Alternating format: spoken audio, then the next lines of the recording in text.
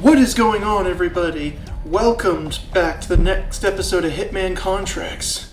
It's time for the Meat King's Party. A level that... it's technically not that hard to get all zeros, but unfortunately it's rather lengthy. So you'll notice that the meat hook that we spawned in with, I dropped it. And but what you really need is the butcher disguise and to drop your silver ballers. And do not forget to close the doors on that truck with the glowing button. Alright, now we gotta go through a frisk search, and what'll happen here is that meat hook is not gonna count for the frisk, but the guns obviously will. That's why I dropped them. So let this guy clip through the door and start flying. Anyways, we're gonna go in and go upstairs. The girl that we have to rescue, we're gonna quote-unquote rescue her first. So in here, we're gonna have to hide behind this grinder thing from the creepy ass dude not wearing pants has to leave the room, and then we gotta slip in, realize that the girl has been dead and mutilated, and we have to take her decapitated arm as murder proof.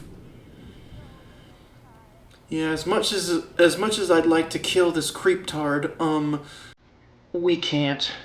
We need to get all zeros. That's the goal here. I found the girl. Can you get her out? Some of her. Enough for a positive ID. Was it Sturrock? His brother. But I assume the mission hasn't changed. So... you assume correctly as usual. Carry on, 47. Go ahead and... I mean, you could skip this if you really want to, but we're actually trying to pass time because of the waiting period we're about to have. Get out of that area so that the creepy guy doesn't find you, because if he does, he'll start charging at you and try to slash you with his meat cleaver. We'll head back downstairs, and here's where things are going to differentiate a little bit from my old strategy. We used to dress up as one of the waiters to give an opium pipe to the first target, the lawyer. That way we could knock him out and just jab him with a knife while he's unconscious.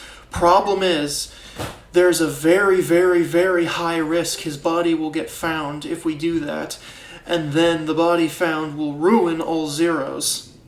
So we're gonna have to go with the alternate strategy of going into this restroom, hiding in this very last stall on the right, so that we can sedate the target's bodyguard when he comes in to check, and then just fiber wiring the target afterwards. So we just gotta sit and wait for him, unfortunately. But thankfully, with the magic of editing, I can cut out the wait time for you, the viewer. So just watch the map. As soon as the red target dot starts moving, that's the cue that him and his bodyguard are coming to the restroom.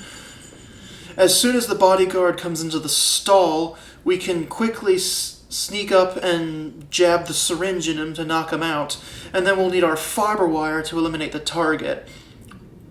Alternatively, if you kept that meat hook with you at the beginning, you could use that instead, but I'm just using the trusty old fiber wire, just because.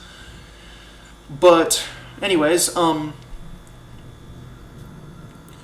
just let that bodyguard come. He will come. And then, so like I said, even though the lawyer target had to be killed, unfortunately, the long way that requires sitting and waiting, thankfully, the actual Meat King himself can still be killed the same way as usual, where we get, because there was no reason to change it, because we get the room to ourselves with him, we get to close the curtains and everything. So sedate the bodyguard and then strangle the target. This way you can guarantee that his body will never get found, and we'll be long gone before the guard wakes up from that chloroform.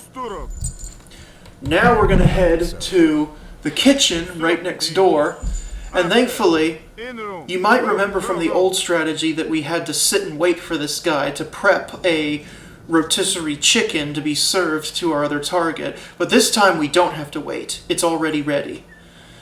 So pick up the meat cleaver and then pick up the chicken. And then we're going to have to drop it on the floor, and then we're going to have to place the meat cleaver inside of the chicken because we're going to be frisked again. And unlike the first one, any type of knife or improvised weapon is going to count as a weapon.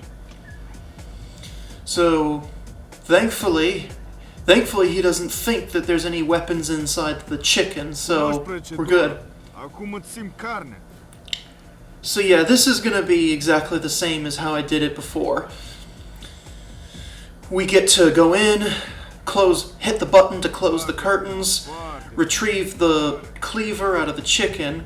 Well, I used to just use the meat hook, but I changed it to the cleaver because what's nice about the cleaver is that you only have to jab the target once to kill him with the cleaver versus the meat hook where you had to do it twice.